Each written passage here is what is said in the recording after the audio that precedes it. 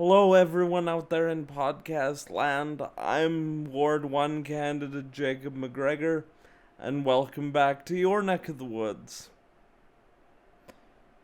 This is going to be a very different episode of your neck of the woods. You're only going to be hearing my dulcet tones today. I know, what joy, what rapture. Doesn't he have the smoothest, most sultry voice of all time? In all seriousness, though, I wanted to do this episode today because as I reach out to more and more of you via door knocking, and as we get closer and closer to the election, I realize, try as I might, there's only one of me and a couple dozen people on my campaign team. I'm probably not going to be able to reach out and interact with every single one of you, even over email or at some kind of event. So I wanted to have an episode where I talk to you about myself, why I'm here, who I am, and why I think what I'm doing is important. Because if it's not important, why am I doing it? First and foremost, I am 27 years old, and I am a born and raised Calgarian. That means a lot of things. It means I've lived through a lot of cold winters. And some chinooks. Those chinooks are a very, very, very welcome part of winter in this city. It means that I have often donned a cowboy hat and celebrated Western heritage at the Stampede, the greatest outdoor show on earth, and I absolutely love it, although I tend to go more for the events than the midway than I used to when I was younger. It means I have an absolutely devoted relationship with the Calgary Flames and other Calgary sports teams that have made me cheer my voice hoarse and cry bitter tears of defeat. It also means that I've had to deal with some barriers that weren't necessarily put there through malice, but merely because a person in my position with a disability was oftentimes thought of as an afterthought.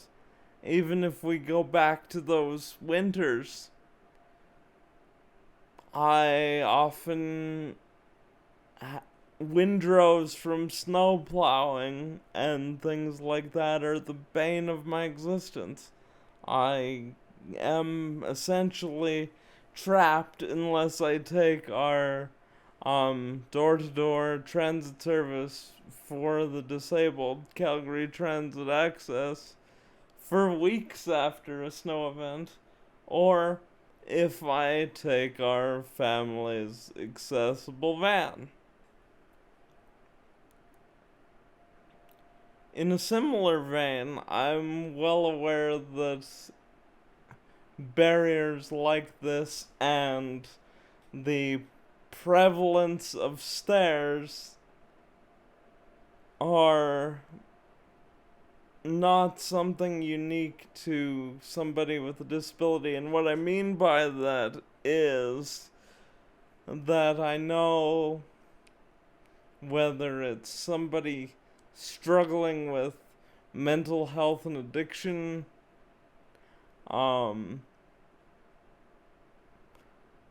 whether it's being lower income, whether it's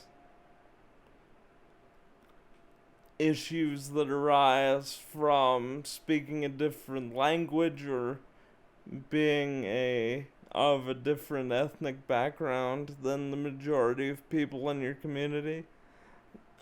Barriers like that are common throughout the city, and again, they're not there because of malice necessarily, but because they haven't been brought to the forefront and dealt with as serious issues, and that's why removing these, as some of these barriers, is a cornerstone of what I want to do as a representative of Ward 1.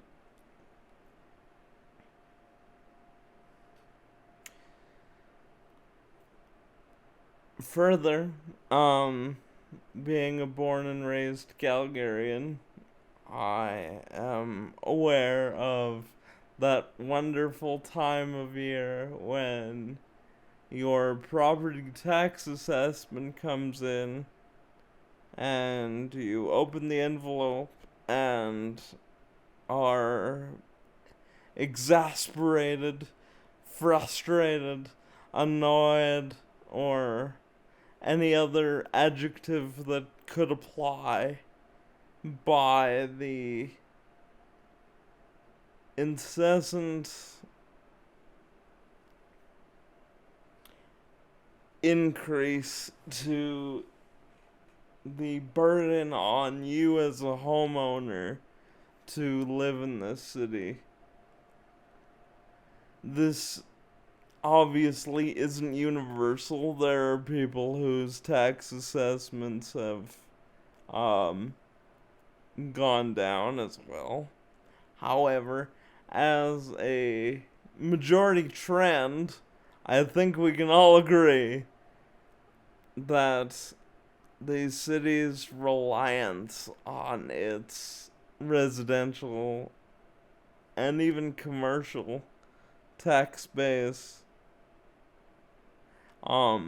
isn't necessarily sustainable.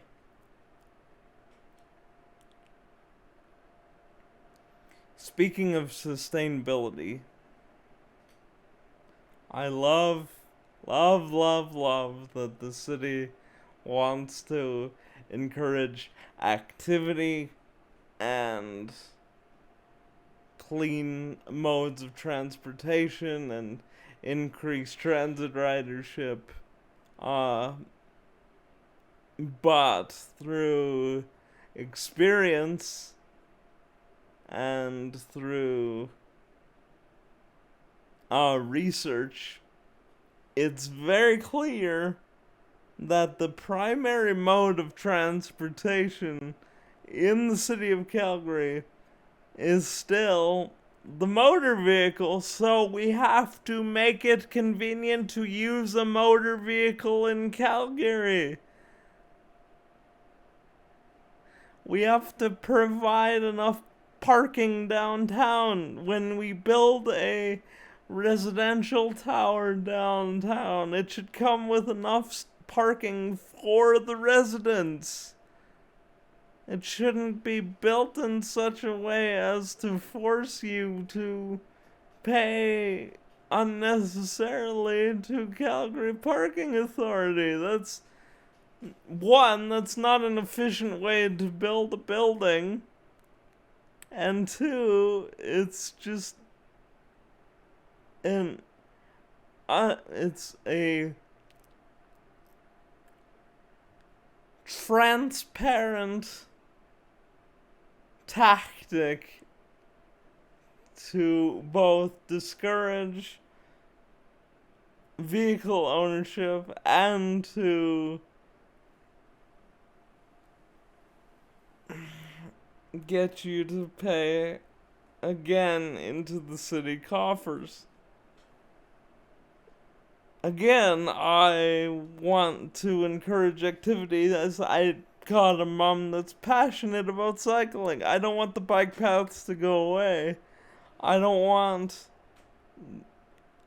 to suddenly have nowhere for you to ride your bike. In fact, I'd like more of these community spaces. I grew up on community baseball diamonds in parks, at community hockey rinks, like so many of us did. I went to the Max tournament every Christmas since I was like 9 years old. These are important, valuable community spaces, and we're letting many of them, especially up here in the Northwest, waste away.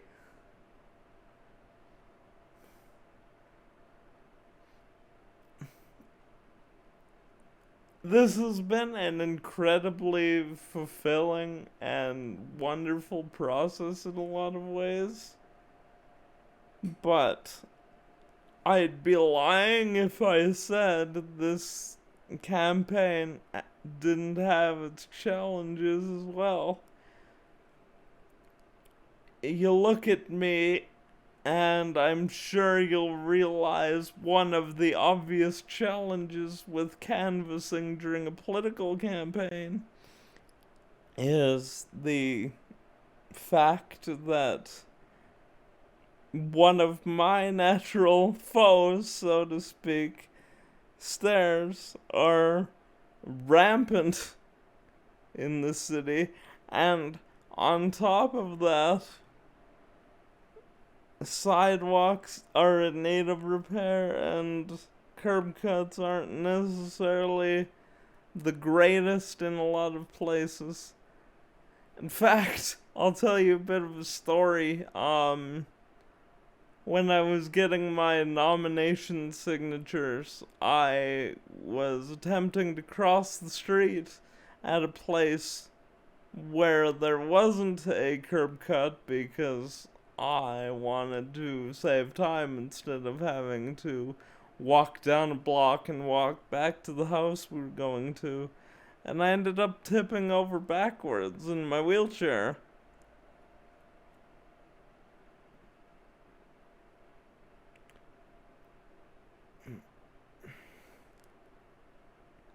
Living in Calgary my whole life has also meant that as I've gotten older, I've begun to realize that the people that are tasked with representing us and making these decisions on these practical community matters we like to talk about here on Your Neck of the Woods are oftentimes more concerned with getting reelected than actually helping their constituents. Now, I'm gonna talk about term limits and some other things I think might be interesting in a different episode. How it relates to me is that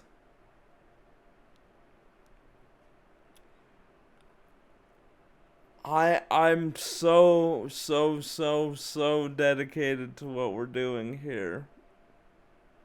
I don't think I need tons more proof than the fact that I was getting my nomination signatures in the winter, and I put in my nomination papers the first day I was able to do so on January 4th, 2021.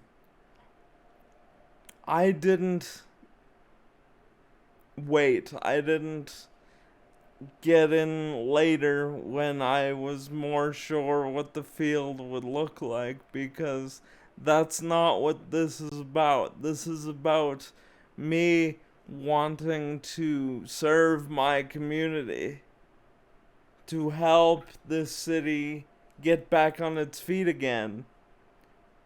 because I've been talking a lot in these 15 minutes about problems living in Calgary, but this is my home. I wouldn't want to live anywhere else.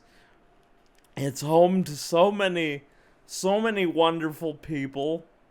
I have had the pleasure of meeting many of them throughout this process, and we're gonna meet many, many more before October comes around, and I can't wait. And it's home to some of my favorite places in the world, not just the Saddle Dome or McMahon Stadium. Things like Telespark and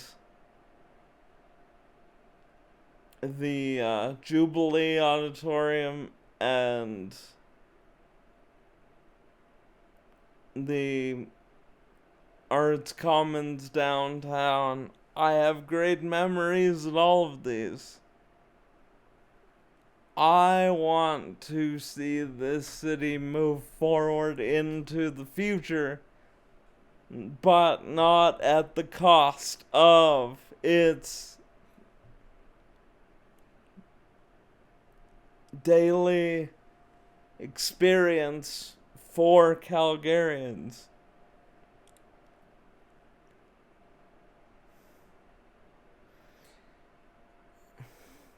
You hear a lot of grandiose puffery of visions for Calgary in the future, and you've heard them for over 20 years now. We live in a great city, but I doubt that a lot of us, at least a large chunk of us, think it's going entirely to plan over the last 8 years especially. And another thing about me, ask anybody I know and they'll tell you I'm very much the solutions guy. If a family member or friend comes to me with a problem, I am always the person coming up with ideas of how to solve the problem or to make the situation at least more manageable. And a lot of my friends and family have thanked me for that over the years, but I can't think of a better way to apply that personality trait than to represent my community.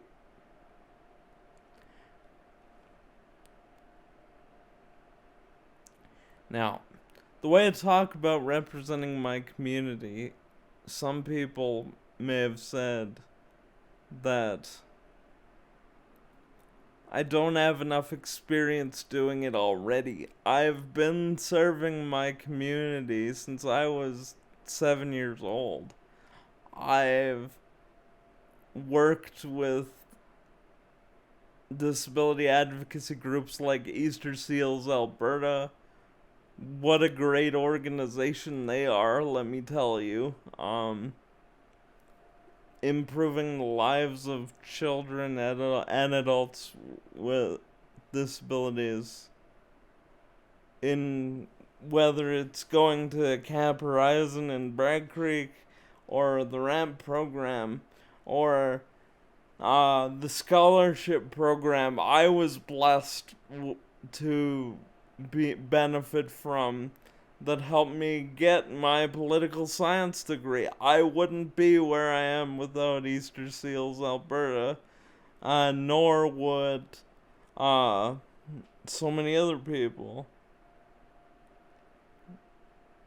what's interesting about that is I also mean it in a more literal sense as well.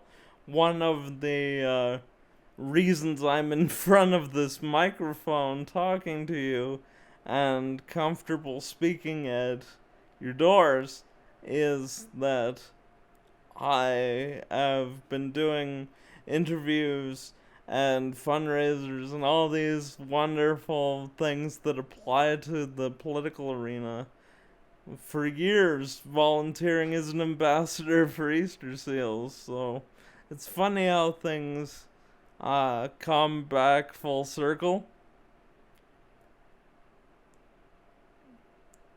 Some more just lighter side stuff about me as well. Speaking of full circle, like many of us, I was not entirely sure my whole childhood what I wanted to do with my life. And it's interesting, one of the first jobs I ever wanted to do, speaking to my sports fandom again, was to be a sportscaster. Lo and behold, I'm talking into a microphone for an hour, albeit about different subject matter, but that also relates to my being that AP Social Studies Model UN student in high school. So we sort of mixed those two passions together. If we can somehow involve my love of space and NASA, a good chunk of my life I wanted to be an astronaut as well. So maybe we do one of these on one of Jeff Bezos's rockets, and then we can throw all my childhood interests into one process here.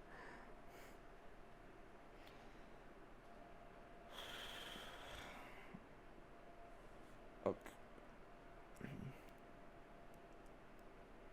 You're gonna hear a lot about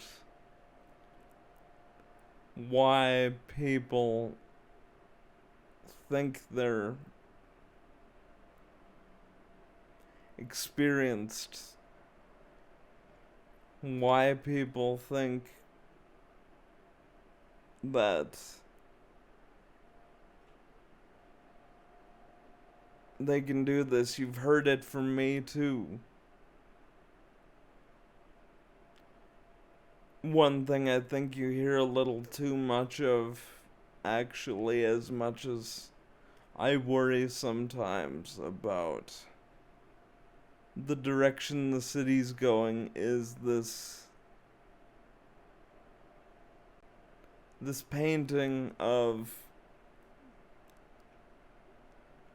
doom and gloom over Calgary. And yes, there are things we need to work on. Yes, there are policies I'd like to implement, but this process has made me even more optimistic about the future of my home, because there's so many people who want to work to make it better, to live within our means, and to make the everyday life of Calgarians better. Not to mention the spirit of all of you getting out and connecting and researching candidates and talking to all of us and asking questions. It's so clear that there's a spirit in this city that's always been there, and you see it so much around, like the Stampede, but that go-getter sort of hard-working Western spirit is how we live all year round, and I think we just need people to see that again, to see Calgary as a growing, thriving, wonderful city, instead of having to worry about keeping their business open or their property taxes making life harder when you're making your family budget. This is home. And I'm so optimistic we can do better come October and get that sun coming up again.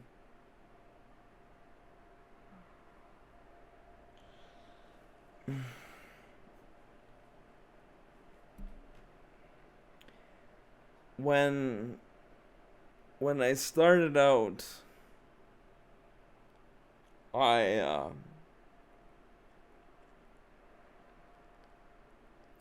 was thinking about how I was gonna try and connect with people, knowing the challenges that came with what we're doing here.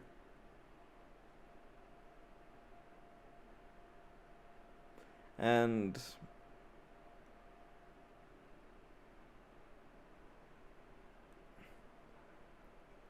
I actually hadn't thought of this format that I now reach out to you weekly with.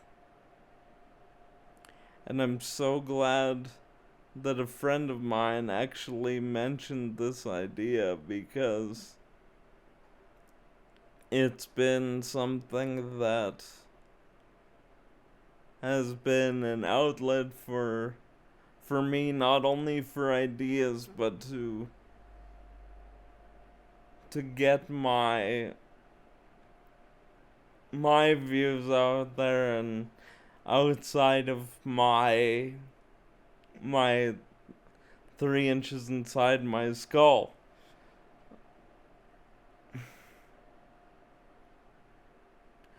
This year especially could have been very difficult. It was insanely difficult, but it could have been even more so without things like this. And that's why I think, regardless of what happens in October, I think I'm gonna keep doing the podcast in some form. I don't know what that'll necessarily look like if we're not successful in October. But I think it would definitely continue, and I definitely have plans for this to be weekly constituent outreach if I do get elected. Let's make that happen, guys. I like that scenario much better.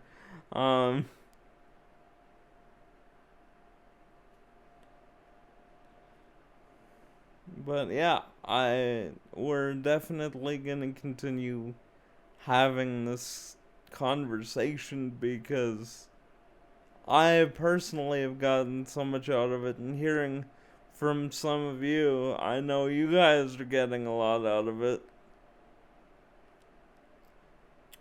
And that's been very, very important with how the world has been recently, so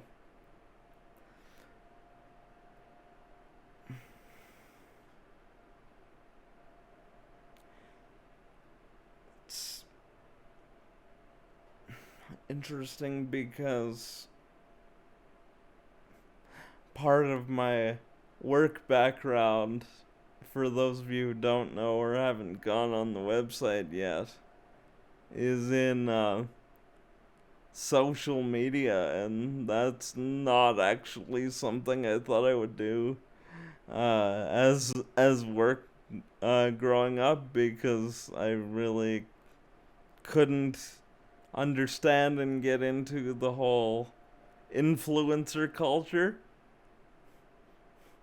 And now I'm talking into a microphone and releasing this on YouTube and all the major social media platforms. So again, it's just funny how life works. especially this particular episode being a lot more in the style of a YouTube vlog than our traditional conversation format, since I can't hear how you're reacting to any of what I'm saying yet. Hopefully I get some feedback from you guys, because if you like it, I'd be more than happy to do more of these solo talks with you as well.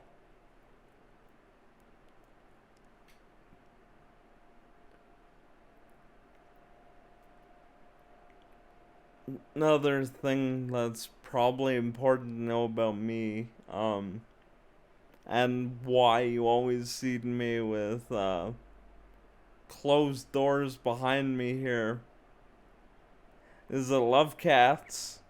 I own two currently. I've been a big cat person since I was 6 or 7 years old. Meowing at my parents as a small child to hint to them that I wanted a cat. And, but it's not just cats. I love animals generally, and where this attaches to kind of what we usually talk about is I love how many animals there are in Tuscany and Ward 1 generally. I've noticed that even more going door to door. There's so many dog and cat owners in our communities that I think we can focus on some policies to have more off-leash areas and places to play with your dog, and support some cat cafes and groomers and other businesses. All of these are job creators, and we all love our pets and want them to thrive, right? So, but as I get back to the closed doors that I mentioned, if I leave them open, we could potentially have a Feline Cameo here on the video, and as entertaining as that would probably be, I don't think it would be as conducive to consistently quality content, although I'm sure a lot of you would love to see them.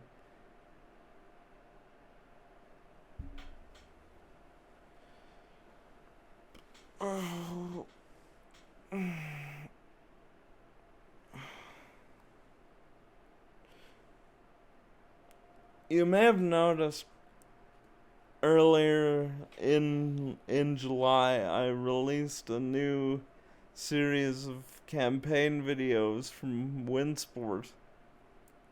That was interesting because I used to be at Winsport a lot. I was a disabled skier, and I was there every week, so that was a bit of a homecoming for me.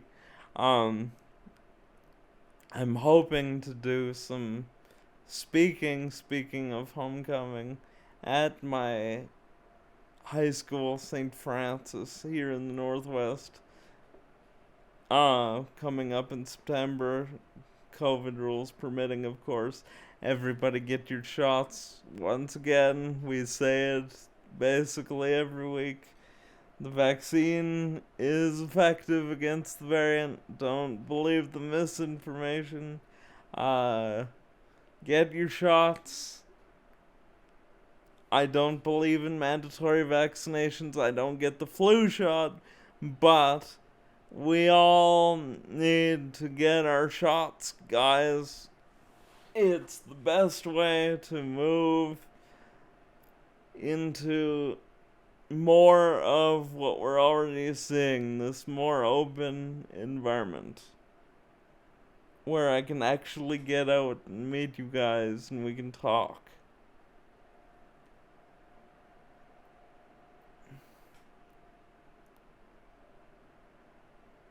So,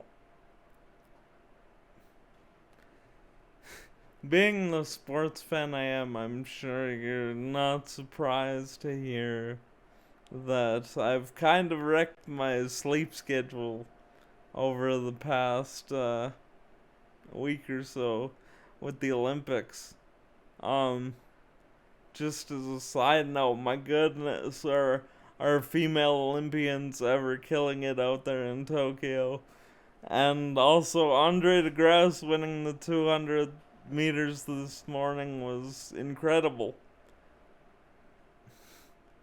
To those of you who think I maybe discuss sports too much, I can't help you. It's been sort of ingrained in our family ever since I was a small child. We were in sports and watched sports, and Mom was, in addition to reading like we talked about earlier, Mom was very adamant, and I completely agree that we get into physical activity. It's something I would encourage so strongly, and it again ties into the fact that we need the spaces to do these physical activities and for them to be in as good a repair as possible.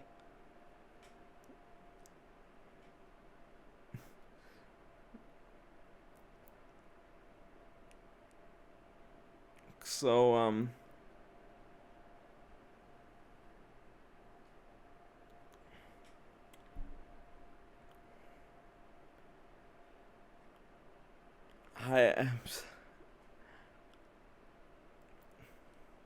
just thinking about the process getting here. Whenever we have a free 30 seconds there, it's because I'm, or a free few seconds at least, it's because I'm thinking about what this last year and a half has been like, and I'm not gonna talk about all of that, but needless to say, it's been it's been a long, winding path to get to the point of where we are right now, couple months out from the election, from where I and my family and friends were at the start of 2020. And I can't believe how supportive people have been, 'cause I know how much of an undertaking this is. Even more so when I can't do as much of the physical work as a typical candidate would. So, any of you out there that are on the campaign that listen to these, I have to thank you, and I do a lot. Thank you, I mean, but it never does feel like enough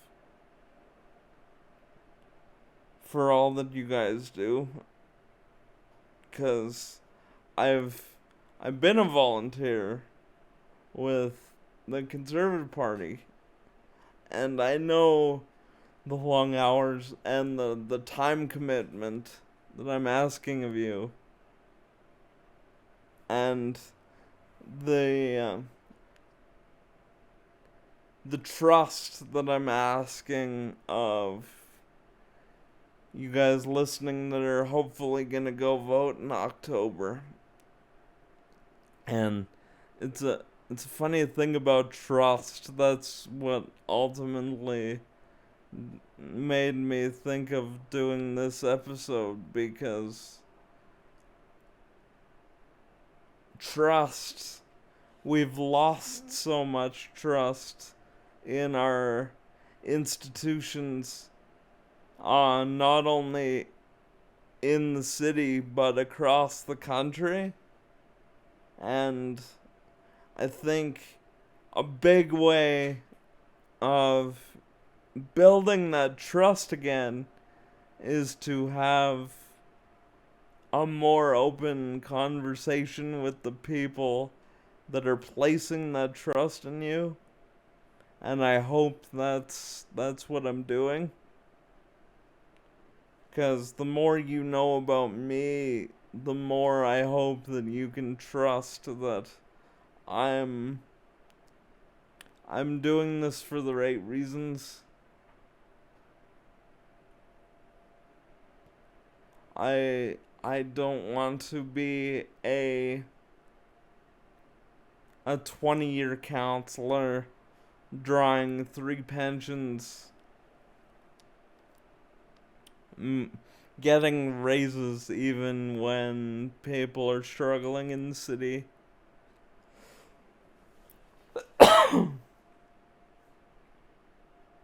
My campaign is about you guys listening and you guys that I come to see, because you're what City Hall has lost sight of, and you're the people that are going to establish that optimism again.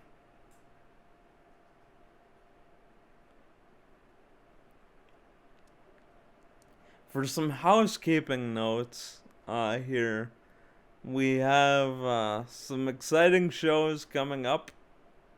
Mike LaValle from Ward 12 is going to be back on. Loved having Mike on the show last time, and since things like the guidebook and the Green Line and the event center have all had major updates since the last time we talked, not to mention that Mike's just such a great guy, we're gonna have him on again probably 2 episodes from now. And I'm so looking forward to that conversation. And then Jason will be back next episode. And we're going to continue that discussion about the role of City Council and do a bit of a deeper dive into what people are looking for from their elected representatives and how we can make City Hall more representative and more democratic.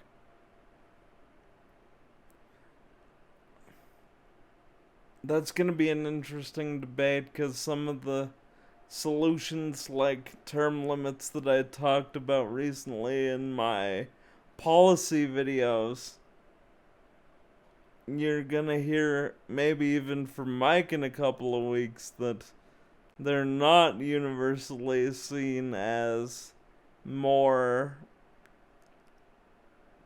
democratic or fair, but less, because the idea is that if I keep getting elected, clearly I'm doing something right, and I guess there's some merit to that, but I've always been sort of the adage, it's an old adage that politicians are like diapers, and there's several versions of this adage, but the one I grew up on was politicians are like diapers. They should be changed frequently and for the same reason. Now, not all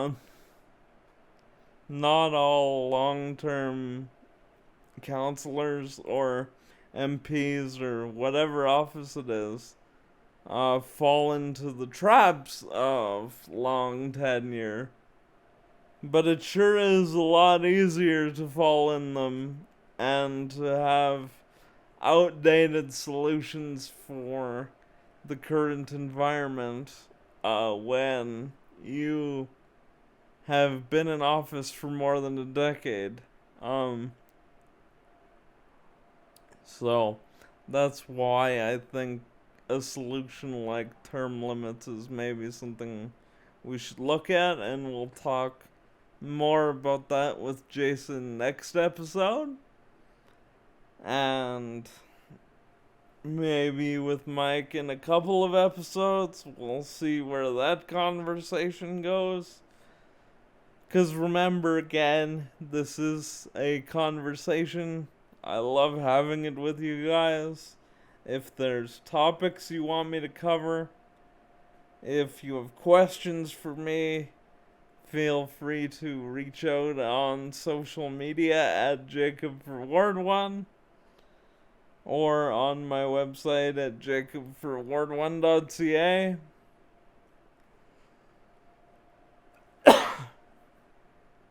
I love hearing your feedback and getting your questions. It absolutely makes the long hours I tend to put in very much worth it. So, please send me those. And then, we're gonna have some more guests coming on after Mike, hopefully. And then as we get closer to the election, we're gonna start having episodes dedicated to how to vote and where to vote and how to properly fill out your ballot, because that is gonna be interesting this particular election cycle.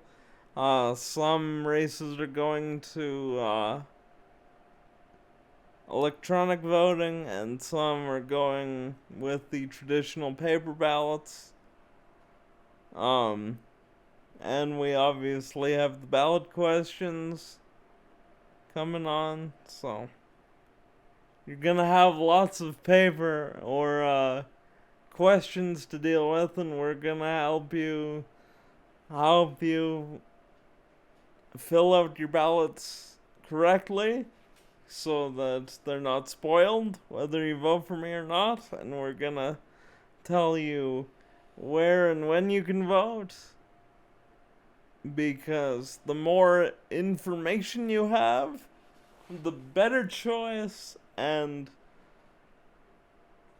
the more people get out and vote, the better it is for our democracy. So we're gonna help you do that. I can't wait for those episodes coming up in the next couple of weeks.